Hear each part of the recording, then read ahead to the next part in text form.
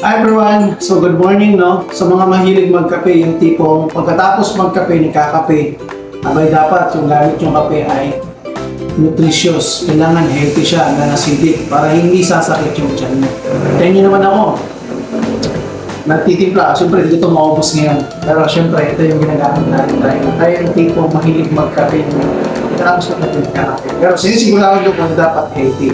Ang gamit yung kape, Aiken, Eka Healthy Coffee. Hindi lang non-acidic coffee at healthy pa sa bulsa. Tara na! Timpla na tayo para sa kalusugan, pampalakas ng kalusugan at pampalakas ng bulsa. Aiken, Eka Healthy Coffee.